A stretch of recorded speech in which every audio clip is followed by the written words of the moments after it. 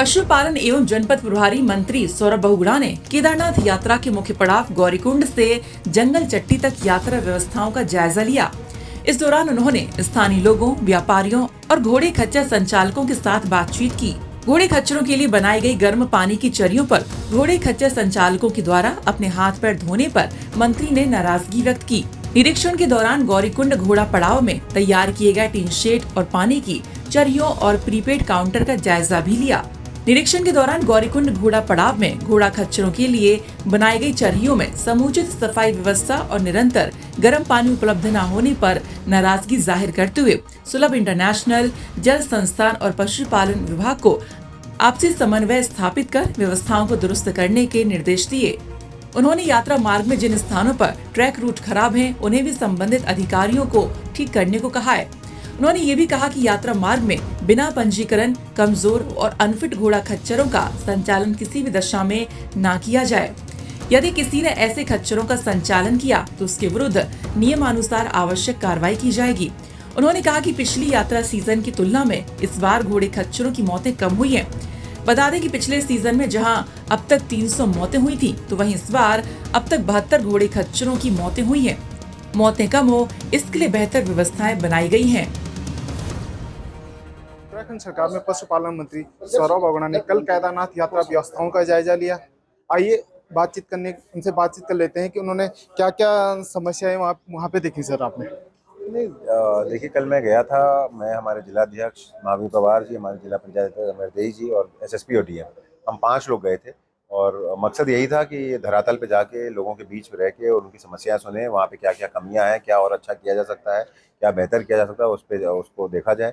बहुत खुशी हुई कल मैं गया जब मैंने जंगल चट्टी तक का आसपास का ट्रैक किया और वहाँ पे काफ़ी श्रद्धालुओं से मिला। चाहे वो डिफरेंट स्टेट से लोग आए थे, गुजरात से थे, मध्य प्रदेश से थे, हमारे कर्नाटक से थे, यूपी से थे।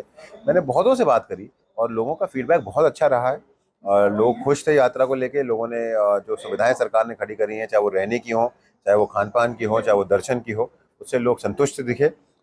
घोड़े खच्चर मालिकों से भी मैंने चर्चा करी, उनसे भी बात करी। कुछ चीज़ों पे ज़रूर कमियां भी दिखी कि जैसे हमने जो चराई पे गर्म पानी की व्यवस्था रखी थी, वो पानी बहुत देर तक गर्म नहीं रह पा रहा है। तो अभी भी घोड़ों को 60% मैं कहूँगा ठंडा पानी ही पीने को मिल रहा है। जो चिरई थी उसमें घोड़े खच्चर मालिक जो है वो अपना जूता और अपने पैर साफ करने लगे हैं, तो उसकी वजह से उसमें गंदगी बहुत हो रही है, पानी ब्लॉक हो जा रहा है, स्वच्छ पानी घोड़ों को नहीं मिल पा रहा है। उसके लिए मैंने डीएम को निर्देशित किया है कि जो भी व्यक्ति ऐसा करता हुआ पकड़ा जाएगा उसको 1000 रुपये का चालान किया जाए। जो घोड़े पड़ाव है उस पर लगभग 1000-1500 घोड़े रहते हैं। उसको हम डबल स्टोरी करने जा रहे हैं, क्योंकि कल जब मैं 5 किलोमीटर का हमने जो ट्रैक किया उसमें जगह जगह पे हमने देखा कि ट्रैक रूट पे घोड़े खड़े थे जिनके पास आराम करने की जगह नहीं थी, लेकिन उनको रूट पे ही खड़ा कर दिया जा रहा था। तो आज जब ये बारिश में थोड़ी सी यात्रा कम होगी तो हम अपना कंस्ट्रक्शन का काम शुरू करेंगे और उस घोड़े पर आपको डबल स्टोरी बनाया जाएगा, ताकि शेड को, ताकि हमारे घोड़ों को वहाँ पे आराम करने की जगह मिल सके और ट्रैक रूट क्लियर हो सके। उसके साथ साथ जो हमारे ट्रैक्टर फेरी कर रहे हैं सामान केदारनाथ जी के लिए, उनकी वजह से कुछ कुछ जगहों पर ट्रैक रूट उखड़ गया है, गड्ढे हो गए हैं, जिससे कि श्रद्धालुओं को भी समस्या हो रही है और जो हमारे घोड़े खच्चर नीचे आ रहे हैं उनकी भी जान माल को खतरा है। तो मैंने आदेशित किया है एसडीएम को और पीडब्ल्यूडी को कि जब रात में यात्रा कम होती है तो उसको उन ट्रैक रूट्स को रिपेयर किया जाए ताकि किसी को समस्या ना हो पाए। और लगातार कुछ श्रद्धालु मुझे ऐसे भी मिले जिन्होंने बहुत तारीफ करी कि पहली बार इस ट्रैक रूट पे हमने शौचालयों की व्यवस्था देखी है, पानी की व्यवस्था देखी है, वरना लोग पहले खुले में शौच जाते थे। माननीय मोदी जी का भी सपना यही है कि लोगों को शौचालय प्रोवाइड किया जाए। और उस पूरे ट्रैक रूट पे कल जब मैं गया 5 किलोमीटर में कम से कम 8 से 10 शौचालय मुझको मैंने खुद देखे, पानी की व्यवस्था मैंने खुद देखी।